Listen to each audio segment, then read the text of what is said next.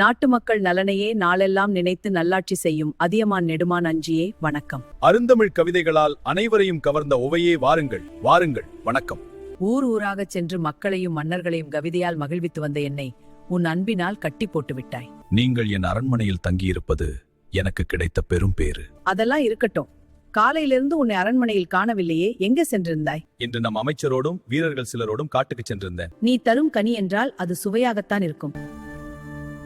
அடடா, என்ன சுவை, இதுவரை உண்டதே இல்ல. என்ன கனி இது? இது நெல்லிக்கனியின் ஒரு வகை. தாயே, நமது அரசர் மிகவும் எளிதாக கூறிவிட்டார். இது எங்கும் எளிதாக கிடைக்கும் கனி என்று. கிடைப்பதற்கு அரிதான நெல்லிக்கனி இது. எப்போதாவது ஒரு முறைதான் காய்த்து பழுக்கும். இன்று நாங்கள் காட்டுப்பகுதிக்கு சென்றிருந்த போது ஒரு மலையுச்சியில் இருந்த கருநெல்லி மரத்தில் இக்கனி பழுத்திருந்தது. அந்த மரத்தில் நமது வீரர்களால் ஏற முடியவில்லை. பிறகு நமது அரசரே முயன்று மரத்தில் ஏறி இந்த கனியை பறித்தார். என்ன, அதியமானே மலையுச்சியில் இருந்த மரத்தில் ஏறி இதனை பறித்தானா? சரி, அது மட்டுமன்று, இக்கனியை உண்டவர்கள் நோய் நொடியின்றி நீண்ட காலம் வாழ்வார்கள் என்று பெரியோர் கூறுவர். அதியமானே, என்ன செயல் செய்து விட்டாய்? நாட்டை காக்கும் பொறுப்பை உடைய நீ இதனை உண்ணாமல் எனக்கு கொடுத்து விட்டாயே. முன்பே தெரிந்திருந்தால் இதனை நான் உண்ணாமல் உன்னையே சாப்பிட வைத்திருப்பேனே. என்னை போன்ற ஓர் அரசன் இறந்து போனால் வேறு ஒருவர் அரசராகி விடுவார். ஆனால் உங்களைப் போன்ற அறிவிச்சிறந்த புலவர் ஒருவர் மறைந்தால் அந்த இழப்பை யாராலும் ஈடு செய்ய முடியாது. அதனாலதான் நான் எதுவும் கூறாமல் நெல்லிக்கனியை உங்களை உண்ணச் செய்தேன். அதியமானே, தமிழின் மீது நீ கொண்டுள்ள பற்று என் உள்ளத்தை உருகச் செய்கிறது. அப்படி சொல்லாதீர்கள். உங்கள் தமிழுக்கு தடுமாற்றமும் இல்லை, தாழ்வும் இல்லை. உங்கள் நாவில் பிறக்கும் தமிழ் என்றும் நிலை பெற்று வாழும். அதில் என் பெயரும் ஒட்டி இருக்கும். அதுதான் எனக்கு மகிழ்ச்சி. மக்களின் முகங்களில் கூட கவலையின் நிழல் படியக்கூடாது என்று கருதும் அதியமானே, இன்று உன் முகத்தில் கவலையின் இருள் கவிழ்ந்திருப்பதன் காரணம் என்னவோ? இன்று காலை நம் ஒற்றர்கள் கொண்டு வந்த ஒரு செய்தி என் உள்ளத்தில் சிறு கலக்கத்தை ஏற்படுத்தி இருக்கிறது. மன்னன் தொண்டைமான் நம்மோடு பகைமை கொண்டவன் என்பது தாங்கள் அறிந்ததுதானே? அவன் இப்போது நம் மீது படையெடுத்து வர ஏற்பாடு செய்து விட்டானாம். நம் தலைக்கு மேல் போர் மேகங்கள் சூழ்ந்து விட்டன. அதியமான் நெடுமான் அஞ்சியே, உன் பெயரில்தான் அஞ்சி என்னும் சொல் இருக்கிறதே என்று நீ அஞ்சின நான் ஒரு நாளும் கண்டதில்லையே. போர் உனக்கு புதிதா என்ன? இல்ல தாய், போரை எனக்கு புதிதும் அன்று. நான் போரை கண்டு அஞ்சுபவனும் அல்லேன். ஆனாலும் ஏன் இந்த கலக்கம்? ஈரத்திலும் வீரத்திலும் உனக்கு இணை சொல்ல யாருண்டு? நீர்நிலையில் படுத்திருக்கும் யானையானது தன் மீது ஏறி குதித்தும் தந்தங்களை கழுவியும் விளையாடும் சிறுவர்களிடம் பணிந்து அன்பு காட்டும். அதுபோல நீயும் எம்மை போன்ற புலவர்களிடம் அன்பு காட்டி காட்சிக்கு எளியவனாக விளங்குகிறாய். அதே யானை போர்க்களத்தில் பகைவரின் படையை வெருண்டோட செய்வது போல நீயும் பகைவரை எதிர்த்து வெல்கிறாய். அத்தகைய வீரமுடைய நீ இன்று போரைக் கண்டு தயங்கலாமா? தமிழ் அறிந்த அன்னையே, நான் எத்தனையோ போர்க்களங்களை கண்டவன், பகைவர்களை வென்றவன் என்பது தங்களுக்கு தெரியாதது. ஆனால் ஒவ்வொரு போரின் போதும் எத்தனை உயிரிழப்புகள், எவ்வளவு அழிவு!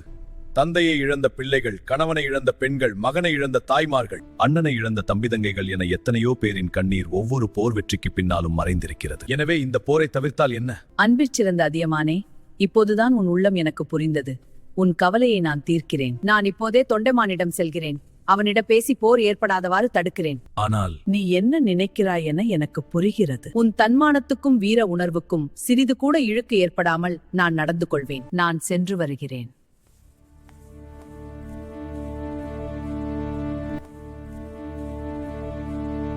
படைத்தலைவரே, நமது படையினர் போருக்கு ஆயத்தமாக உள்ளனரா? படைத்தலைவர், படைவீரர்களும் ஆயத்தமாக உள்ளனர். போர்க்கருவிகளும் தேவைக்கு அதிகமாகவே உள்ளன அரசே. மகிழ்ச்சி. நம் படையின் பெருக்கத்தை கண்டு அந்த அதியமான் அதிர்ந்து போக வேண்டும். அரசே, அதியமான் இப்போதே அதிர்ந்துதான் போயிருக்கிறார். அதனால்தான் அவர் சமாதானம் வேண்டி புலவர் ஒருவரை தூது அனுப்பியுள்ளார். என்ன, அதியமான் தூது அனுப்பியுள்ளானா? ஆம் அரசே, சற்று முன்தான் நமது ஒற்றரிடமிருந்து செய்தி வந்தது. அதியமானின் தூதுவராக ஓவையார் நமது அரண்மனைக்கு வந்து கொண்டிருக்கிறாராம். வரட்டும் வரட்டும். அஞ்சியிடமிருந்து தூது வரும் ஓவை நம் போர்க்கருவிகளை கண்டு அஞ்சி ஓடப் போகிறார் பாருங்கள். அதோ ஔவையாரே வந்துவிட்டார். போரை நிறுத்த வந்திருக்கும் ஓவையே, வருக வருக. தொண்டைமான் தரும் வரவேற்பை பார்த்தால் என் வருகையை எதிர்பார்த்து காத்திருப்பதாக தோன்றுகிறதே. என் பகைவரின் நாட்டிலிருந்து வந்ததாலும் தாங்கள் தமிழ் புலவர் அல்லவா? தங்கள் வருகை எனக்கு மகிழ்ச்சி அளிக்கிறது. நீயும் தமிழின் மீது அன்புடையவன் என்பதை அறியும் போது நானும் மகிழ்ச்சி அடைகிறேன். அந்த மகிழ்ச்சியோடு எனது படைக்கல கோட்டிலை பார்த்து வரலாம் வாருங்கள். போர்க்கருவிகளை பார்த்து நான் என்ன செய்ய போகிறேன்? எத்துணை பெரிய படைவலிமையுடைய அரசரோடு உங்கள் அதியமான் மோதப் போகிறான் என்பதை நீங்கள் அறிய வேண்டாமா? அதையும் தான் பார்ப்போம் வா. என் படைக்கருவிகளை பாருங்கள் ஓவையாரே. இவ்வளவு பெரிய படைக்கல கொட்டிலை இதற்கு முன் நீங்கள் பார்த்திருக்க மாட்டீர்கள். ஆமா, வில், அம்பு, வேல், ஈட்டி, வாள், கேடயம், மழு என எத்தனை கருவிகள்! ஒவ்வொன்றிலும் எத்தனை வகைகள்! ஒவ்வொரு வகையிலும் எத்தனை எண்ணிக்கை! கருவிகளின் அளவு மட்டுமன்றி அவற்றை அழகாக அடுக்கி வைத்திருக்கும் முறையும் கண்களை கவர்கிறது. எல்லா கருவிகளும் புத்தம் புதியனவாக இம்மயில் தொகைகளும் அணிவிக்கப்பட்டு எழிலாக காட்சியளிக்கின்றன. உங்கள் அதியமானின் படைக்கருவிகளை பற்றி சொல்லுங்களேன். அதை ஏன் கேட்கிறாய்? அவை இவ்வளவு அழகாக இல்லை. அதியமான் அடிக்கடி போர் புரிந்து கொண்டே இருப்பதால் அவனது படைக்கருவிகள் எல்லாம் பகைவர் உடலை துளைத்த குருதிக்கரைகளுடன் துணி ஒடிந்தும் கூர் மழுங்கியும் கொல்லனின் உலைக்களத்தில் கிடக்கின்றன. தொண்டைமானே, ஏன் உன் முகம் மாறிவிட்டது? உங்கள் சொல்கள் என்னை குழப்பிவிட்டன. என்ன குழப்பம்? என் படைக்கருவிகளின் அளவையும் அழகையும் பாராட்டி கூறினீர்கள். அதை கேட்ட என் உள்ளம் மகிழ்ச்சி அடைந்தது. உண்மைதான்.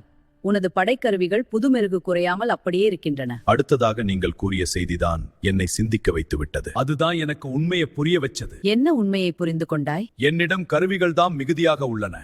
நான் இதுவரை போர்க்களத்தை கண்டதில்லை. ஆனால் அதியமான் பல போர்களை நடத்தி வெற்றி கண்டவன்.